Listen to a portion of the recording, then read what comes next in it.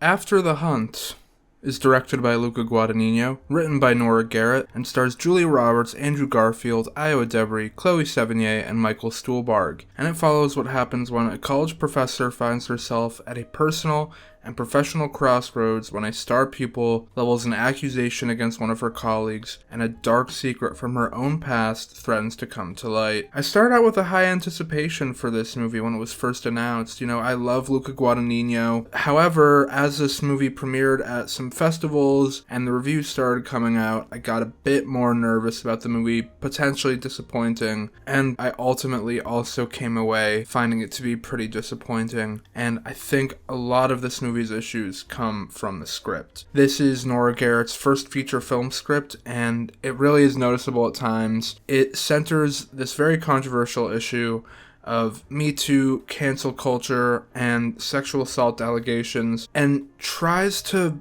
play both sides and be ambiguous about it. However, in that pursuit, it results in the movie's central conflict and the movie as a whole feeling hollow. There isn't much to grab on in terms of ideas or characters and their motivations. There are many things that happen in the movie that we don't get closure on until quite deep in the movie, or we don't learn motivations for until quite deep in the movie, and it's trying to not give you those answers in pursuit of making like a really interesting, deep text with every line. There's a lot of subtext and all this, but like I said, it just ends up feeling kind of hollow and ultimately kind of uninteresting. This whole approach leads to the characters not being compelling or just being downright inconsistent. It's a shame, as the subject and story of this movie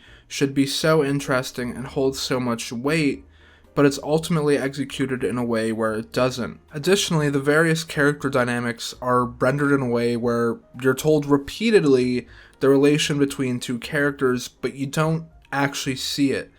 With the most notable example of this for me being the relationship between Julia Roberts' character and Edebiri's.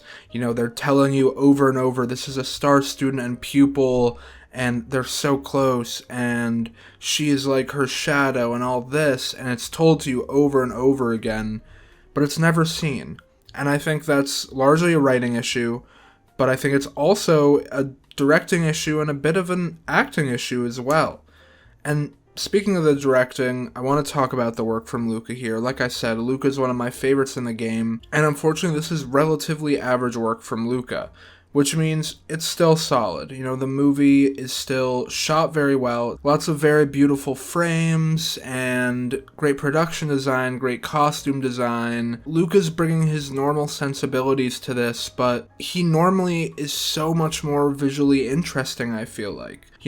He does still make the movie watchable because of his inherent talents, but his other movies are normally so visually dynamic, whether that be interesting camera moves or just colors, but this movie doesn't really have much of that. The colors are so muted and so bland. There's so many grays and beiges and whites, and it makes the movie really uninteresting to look at. There are some interesting camera moves and visual motifs. One in particular is lots of shots of hands during tense confrontations and kind of what the hands are doing, and I found those interesting, but considering how beautiful and visually dynamic his movies normally are, this movie kind of sticks out as being a lot less than that. And of course it's a less cheerful story than some of his other movies, but the color palette is so muted, and that ends up working against the movie and making the movie feel more boring as it goes on because it's so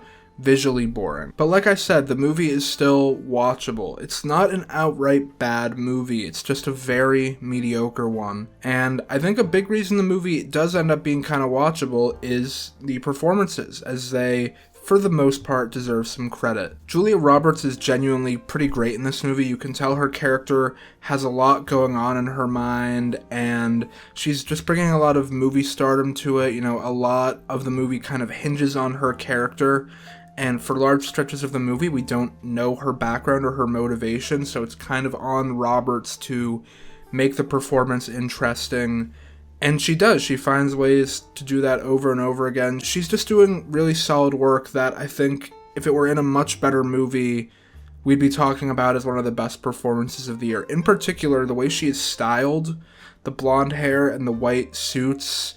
I feel like that would be like an iconic look in a genuinely great movie because she looks amazing in it. But unfortunately, it all feels a bit wasted here. But she's still really, really excellent in this movie. Beyond her, Andrew Garfield is turning in a solid performance, but I found him to be a bit miscast because his character is supposed to have this kind of inherent creepiness that Garfield can't quite access. And there are a few moments where I found he went a bit too big, but he's generally pretty solid and he does what he's asked to do in a decent way. Further down the list, you've got Chloe Sevigny and Michael Stuhlbarg, who are doing good work as always. You know, they're in short portions of the movie, 10 to 15 minutes each, but these are two really great, really reliable actors who have been doing this for decades, and so they do what they're asked to do very well. I think the Michael Stuhlbarg character is just kind of odd. He seems like he's supposed to be some sort of comedic relief, but his jokes are really strange and frequently don't work. But Stuhlbarg kind of looks to be having so much fun that the performance is still kind of enjoyable. He's very much in his own movie though. Like, he is in a different movie. And speaking of being in a different movie, Edebiri is someone I really like a lot. And while I don't think she's outright bad in this movie, and I don't think it's all her fault, I think she is a pretty notable problem area. You know, her character is supposed to be very emotionally centric to the movie, because one of the characteristics of Julia Roberts' character is that she's very cold and reserved, and so a lot of these big emotions and the kind of emotional fulcrum of the movie are coming from Edebiri, but this movie and what she's supposed to be doing is just kind of out of her skill set. And I think, you know, there's questions to me of if this is a directing issue or is it just a miscalibrated performance? Is the screenplay ditching her in these situations often? I think kind of yes, but it is on Io as well. I just don't think she's on this movie's wavelength. Like I say, I don't think it's all her fault, but unfortunately, the kind of gravitas and weight that her character is supposed to have in some of these moments, Edebiri just can't really access. And I think that's an issue of this movie too, is it is just so serious. You know, even in movies like Queer, where Luca is dealing with someone who's very lonely and a story that's kind of solemn, he finds a slight wackiness or sense of humor within these stories and injects some life into them. Even though this is supposed to be a dramatic story, I think of a movie like Tar, which is dealing with similar ideas, but is so engaging to watch and so entertaining and exciting and has little pops of humor in it that this movie just doesn't have. And I think that's a big part of what really holds it down. One more thing I need to shout out as a dishonorable mention for this movie is the score from Trent Reznor and Atticus Ross. This score is so weird, it's so like dramatic and over the top and kind of sounds like a circus to me. They're two of my favorite composers in the business, and this was just nothing, if not almost outright bad. There is a lot of things with After the Hunt that just don't work for me. I think the screenplay is a big problem area. I think Luca is on autopilot a little bit, and I think some of the crucial performances are just kind of miscalibrated, and the movie's too self-serious.